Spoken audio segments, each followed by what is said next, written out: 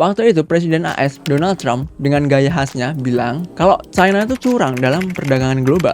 Jadinya dua raksasa ini lagi adu tarif pajak gitu. Amerika dan China tuh ibarat partner dagang yang klop banget gitu. Amerika banyak impor barang murah dari China, China juga dapat pasar yang gede buat produknya. Oke, halo pengguna YouTube, gimana kabarnya? Semoga selalu sehat dan bahagia. Kalian pasti udah tahu lah ya soal berita yang akhir-akhir ini tuh lagi viral tentang perang dagang. Nah, kalau dilihat di berita-berita itu kayak serem banget. Dolar naik, pajak naik. Nah, tapi apa yang sebenarnya terjadi? Dan apa efeknya bagi negara Indonesia? Jadi ayo langsung aja kita bahas soal perang dagang antara Amerika Serikat dan China.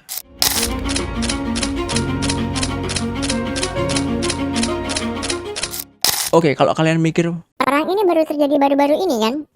kalian salah besar sih. Nah, sebenarnya perang ini tuh udah terjadi sejak tahun 2018. Waktu itu Presiden AS Donald Trump dengan gaya khasnya bilang kalau China tuh curang dalam perdagangan global. Nah, beliau tuh nuduh China kalau mereka nyolong teknologi dari perusahaan-perusahaan Amerika Serikat dan bikin kebijakan industri yang nggak adil gitu. Nah, sebagai balasannya, AS tuh mulai naikin tarif impor buat barang-barang China yang nggak nanggung-nanggung gitu, sampai 25%. Nah, China sendiri juga nggak diem aja nih. Mereka juga balas dengan naikin tarif barang-barang dari Amerika juga. Jadinya dua raksasa ini lagi adu tarif pajak gitu. Barang-barang yang dulunya murah jadi mahal banget. Rantai pasok dunia yang sebelumnya lancar jadi macet kayak jalanan pas lagi bubaran pabrik. Semuanya jadi susah lah. Padahal nih sebelum mereka ribut, Amerika dan China tuh ibarat partner dagang yang klop banget gitu. Amerika banyak impor barang murah dari China, China juga dapat pasar yang gede buat produknya. Ya tapi setelah adanya perang dagang ini, perusahaan-perusahaan multinasional tuh juga mulai bingung nih. Mau produksi di mana, mau jual kemana, biaya operasional juga naik, sama keputusan bisnis yang nggak pasti gitu.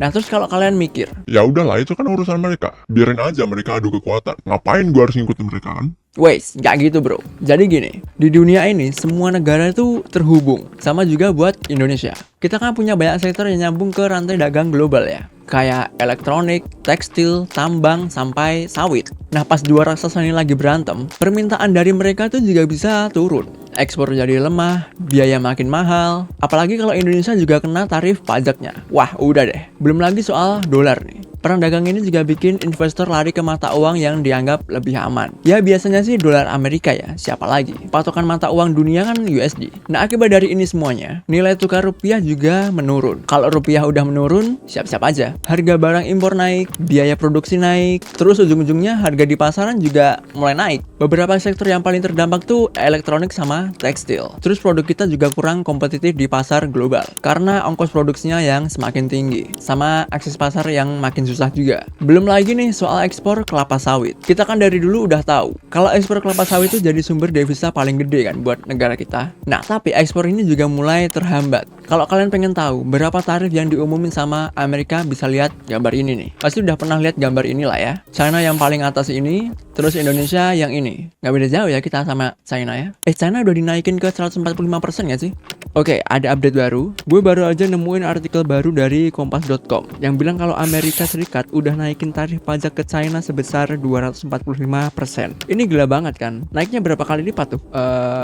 Ya segitulah. Gila sih Amerika. Nah tapi tenang aja, nggak semuanya tuh berita buruk kok. Pemerintah Indonesia udah nyiapin berbagai cara buat ngadepin efek domino ini. Salah satunya tuh alokasi dana sampai puluhan triliun buat jaga kestabilan ekonomi, bantu industri yang terdampak, dan cari pasar ekspor alternatif juga. Tapi tetap aja sih, waspada itu penting. Sedia payung sebelum hujan lah. Nah perang dagang ini ngingetin ke kita kalau dua raksasa yang lagi berantem, negara-negara lain juga bisa ikut keseret. Apalagi negara berkembang gitu kan. Jadi penting banget buat update terus soal perselisihan ini, ngerti situasi global, dan punya strategi buat adaptasi juga. Dan berita terakhir yang gue dapetin pertanggal 5 Mei 2025 pas video ini dibuat, dikutip dari Warta Ekonomi dan Merdeka.com. Kalau China udah mulai ngasih lampu hijau soal deeskalasi perang dagang ini. Jadi China udah ngasih sinyal kesiapan mereka buat membuka pembicaraan soal negosiasi sama Amerika. Nah gimana kalau menurut kalian? Apakah perang dagang ini juga ngefek ke kehidupan kalian? Coba share pendapat kalian di kolom komentar. Siapa tahu ada insight menarik yang bisa kita bahas bareng-bareng nih. Oke, mungkin itu aja yang bisa gue sampein. Kalau next ada update soal perang dagang ini, nanti kita bisa bahas lagi. Nah kalau kalian ada kritik, saran, atau request untuk next video,